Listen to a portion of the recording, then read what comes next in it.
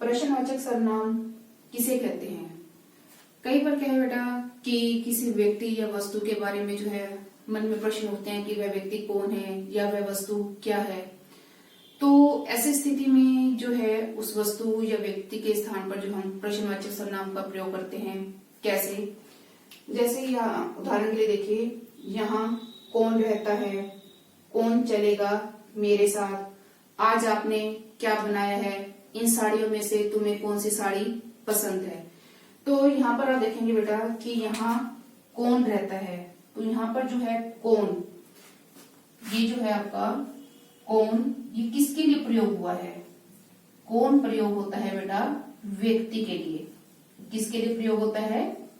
व्यक्ति के लिए। ठीक है। यहाँ कौन रहता है, अगर आप किसी के घर जाते हैं तो वहां पर आप जो है स्वाभाविक है प्रश्न पूछा जाता है कि यहाँ कौन रहता है। तो प्रश्न पूछा हमने कौन, तो ये किसके लिए आया? व्यक्ति के लिए प्रयोग हुआ। कौन चलेगा मेरे साथ, तो यहाँ पर जो है कौन किसके लिए है? व्यक्ति के लिए।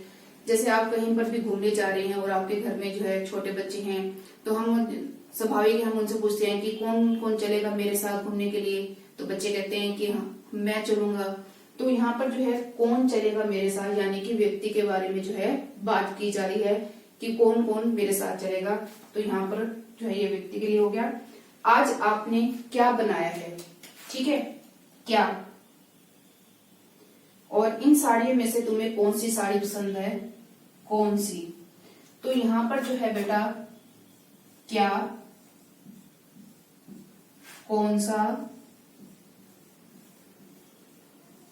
कौन सा और कौन सी, कौन सा और कौन सी, ये जो है ये किसके लिए प्रयुक्त होते हैं? ये होते हैं वस्तु के लिए।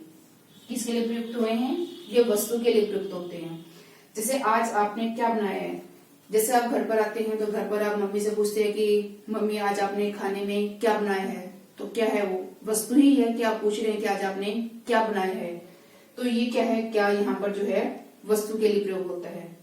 इन साड़ियों में से तुम्हें कौन सी पसंद है, तो साड़ी क्या है?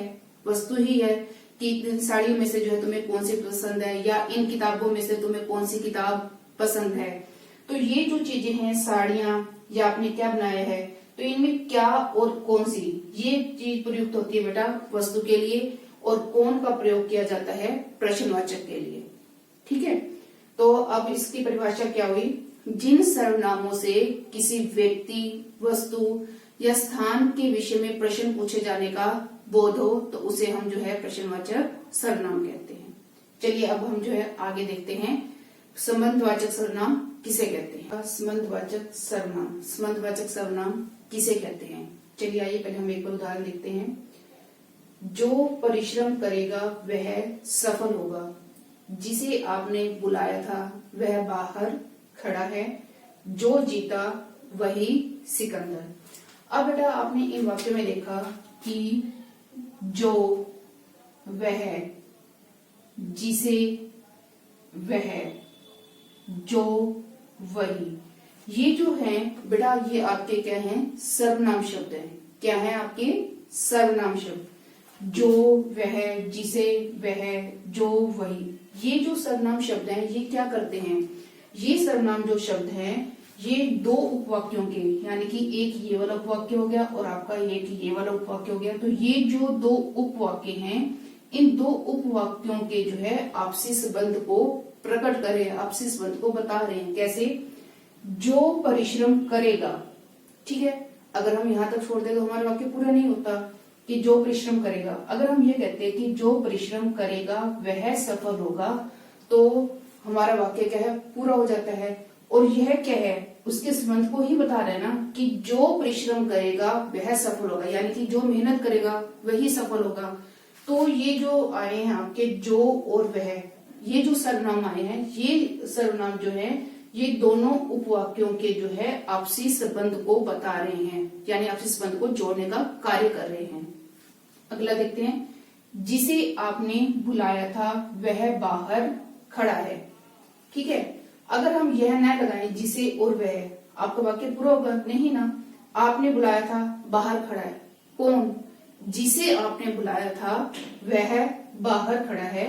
तो जिसे और वह जो है इस वाक्य के अंदर, इन दोनों वाक्यों के अंदर जो है एक दूसरे को जो है जोड़ने का काम करे, यानी कि आपसी संबंध को जो है प्रकट करे हैं। जो जीता वही सिकंदर। ठीक है, तो ये जो होते हैं आपके बेटा, जो, जिसे, वही, वह, जिसकी, उसकी, जैसे जिसकी लाठी उसकी भैंस, जैसा करोगे वैसा भरोगे, जैसा वैसा, जो, सो, जिसे, वह। तो ये जो शब्द होते हैं बेटा, ये है शब्द जो आपके क्या होते हैं, संबंधवाचक सर्वनाम होते हैं। इस पर संबंधवाचक सर्वनाम की क्या परिभाषा हुई आपकी, जिन सर्वनामों का प्रयोग जो है दो उपवाक्यों के आपसी संबंध को जो है बताने के लिए प्रयुक्त किया जाता है, उसे संबंधवाचक सर्वनाम कहते हैं।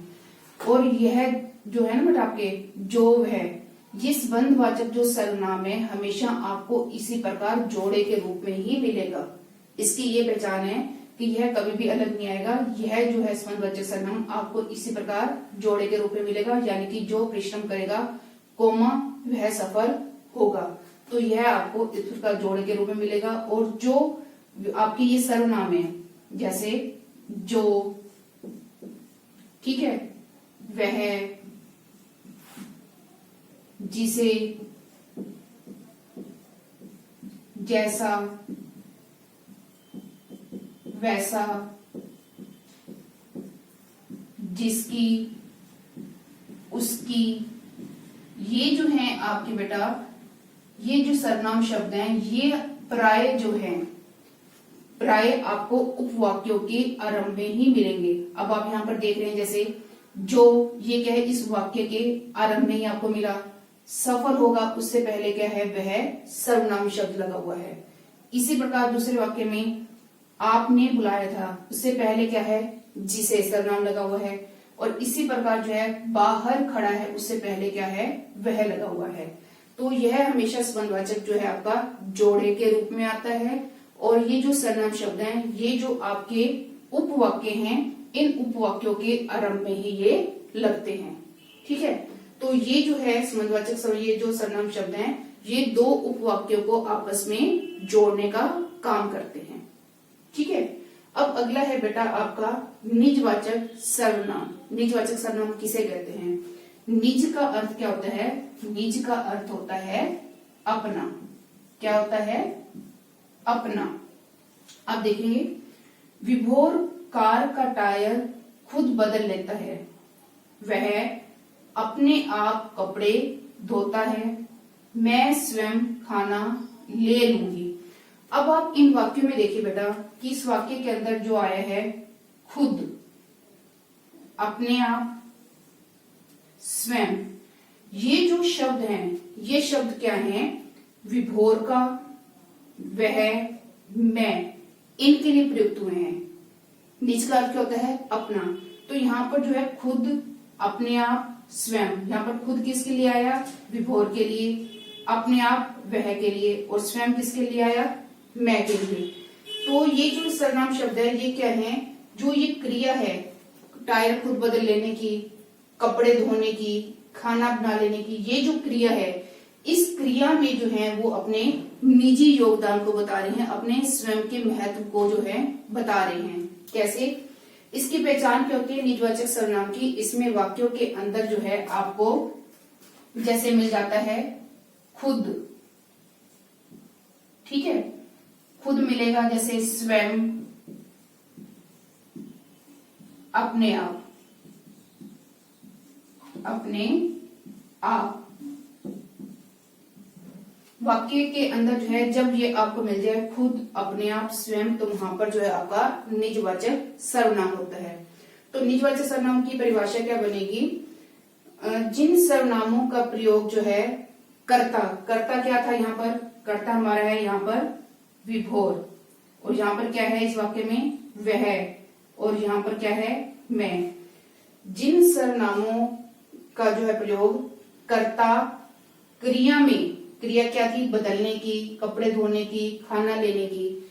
जब कर्ता, जो जिन सर्वनामों में जो है कर्ता क्रिया में जो है स्वयं के महत्व को बताता है या अपने योगदान को बताता है, तो वहां पर आपका क्या होता है, निजवाचक सर्वनाम। क्योंकि यहाँ विभोर क्या है, अपने महत्व को बता रहे ना कि विभोर कार का टायर खुद बदल लेता है, अपना महत्व बता रहे कि मैं कार का टायर जो है खुद बदल लेता हूँ। ठीक है, वह अपने आप कपड़े धोता है, यानी कि वो कपड़े किसी से नहीं धुलवाता, वो कपड़े क्या है अपने आप धोता है, स्वयं कपड़े धो लेता है। मैं स्वयं खाना ले लूंगी, तो मैं खाना अपने आप ले लूंगी, या वह खाना स्वयं बनाती है। तो यहाँ पर जो ये चीजें आई हैं स्वयं, अपने आप, खुद, तो ये अपने जो है कर्ता जो है अपने निजी योगदान को बताता है, स्वयं के महत्व को जो है बताता है। तो इस प्रकार निजवाचक सर्वनाम की क्या पहचान हुई कि जहां पर भी वाक्य के अंदर आपको खुद, स्वयं, अपने आप शब्द मिल जाएं, तो वहां पर जो है आपका निजवाचक सर्वनाम होता है। तो बेटा अब हमने जो है सर्वनाम में क्या क्या सीखा है। सर्वनाम में सबसे पहले है आपका इस सर्वनाम की परिभाषा। सर्वनाम किसे कहते हैं, जो शब्द संज्ञा के स्थान पर प्रयुक्त होते हैं उन्हें सर्वनाम कहते हैं। दूसरा, सर्वनाम के कितने भेद होते हैं, सर्वनाम के 6 भेद होते हैं। कौन कौन से, पुरुषवाचक सर्वनाम, निश्चयवाचक, अनिश्चयवाचक, संबंधवाचक, निजवाचक और प्रश्नवाचक। यह आपके जो है 6 सर्वनाम होते हैं। ठीक है, और उन सब के बारे में जो हमने जो है इसमें पढ़ा है। तो आशा करती हूँ बेटा कि आपको यह सर्वनाम अच्छी प्रकार से समझ आ गए होंगे। धन्यवाद।